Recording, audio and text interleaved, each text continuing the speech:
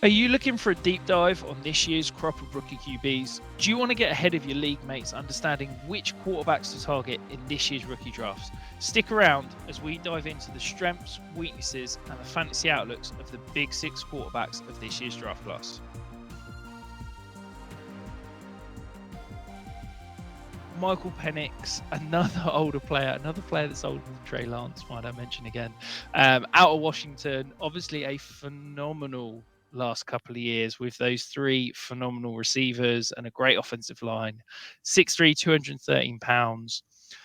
An interesting career, obviously 4 season-ending injuries, which I feel like we kind of have to start there. Is that something that you're overly concerned about at the next level? I think if you're looking at it from an NFL point of view, I think it's all about where you're taking him. And I mean, he to me is a guy that if I was a QB needy team and you were telling me that I could, you miss out on the well, obviously my feelings on Drake May are a little bit different, but you miss out on one of the top guys and you're sitting there in this where we have this funny situation where the first 3 teams need a QB, then there seems to be a bit of a break, and then you've got a little run, haven't you, with Atlanta? I know there's free agency and Justin Fields and stuff to go, but you've got Atlanta, you've got the Raiders, you've got the Broncos, you've got the Vikings all sitting there who all look like places they could go. If you're one of those teams that miss out there and then you're looking to trade back into the late first or take someone in the second, this is the guy to me that I would be interested in, because I think his film's really good. I think he's got, he's accurate.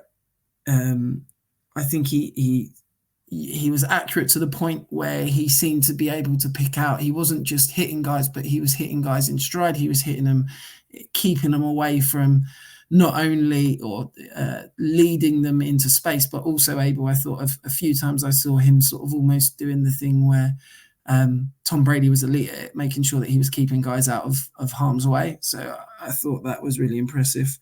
I thought he had good arm strength. I thought he threw such a pretty deep ball. That is, definitely some of the throws. I know he was throwing to a very talented receiving core, but he was laying him in there nice. I thought he had good movement in the pocket. I agree with you that I don't think he's an out of structure player, but I think he was good enough moving around in the pocket to buy himself enough time that it wasn't something like if the first and second read aren't there, it's all going to crumble around him.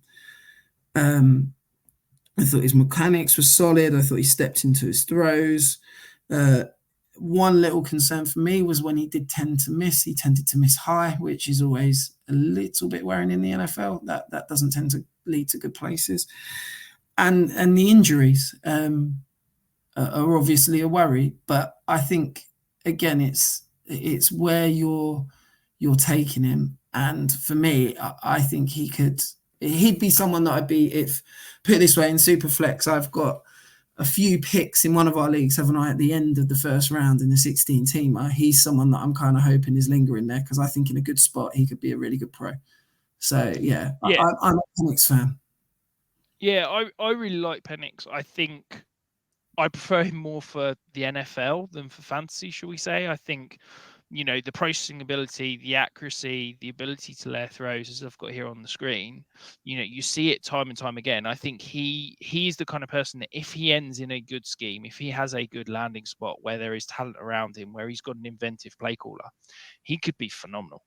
He is not a guy that is going to create out structure. He is not a guy that is going to, get out of the pocket and make guys miss and add anything with the rushing side of the game. He is a pocket passer.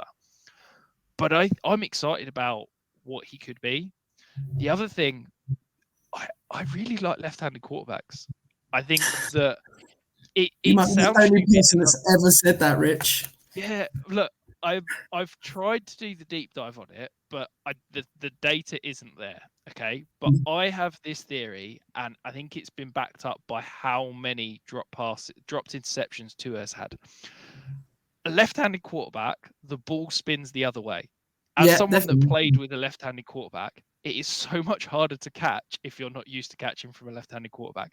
Tua has an insane amount of dropped interceptions. And I think part of that is because the offense, you're practicing with a left-handed quarterback. You get used to the ball spinning the other way. It is a different way of catching the ball. A defense going against you, you don't get that practice. You're not used to it. It comes at you different. It feels different. It spins different. And I think that, Bill Belichick always talked about he wanted a left-footed punter because the ball spun the other way and teams couldn't prepare for it.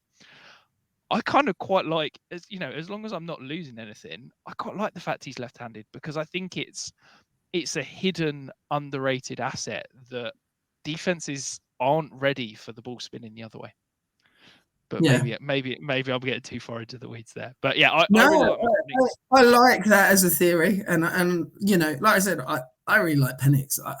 He's one of these guys out of I feel like out of this class, it's hard, isn't it, to cast your mind back to how you thought about a lot of these players pre-draft.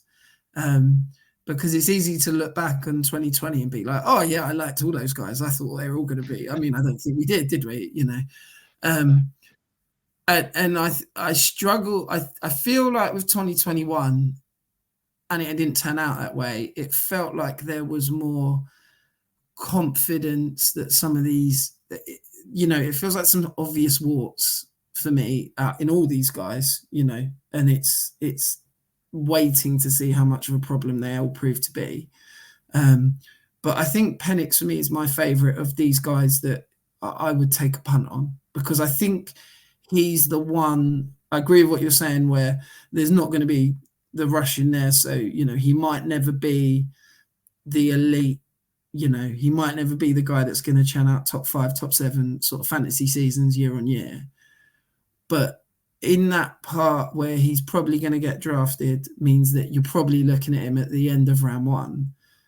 That, to me, then, if he can sustain a career where he's a top 16 to 20 NFL QB for 8 years, that's worth taking, isn't it? Especially in a super flex league, with a little bit of upside. Oh, absolutely. Yeah. I think, if he ends up with 4 or 5 years of top 24 production, that's worth the top 6 pick. I don't think you have to spend that to go and get Michael Penix. I think, if he's a top 45 pick in the NFL draft, I think he's probably going to maybe sneak into the back end of the first round. Yeah. And I think that's a really interesting place. If you're a contender and you can add Michael Penix as your QB3, maybe your QB4 in a Superflex draft, I'm really excited about that, because I think you need to be in the right situation where perhaps you're pairing him with your QB2 that's a bit more boom bust, that's got a bit more upside, that's a little bit more risky, shall we say. But I think that if Michael Penix gets a decent surrounding talent, gets the opportunity, I think he's going to be a solid, reliable starter in the NFL, and that has incredible value in Superflex leagues.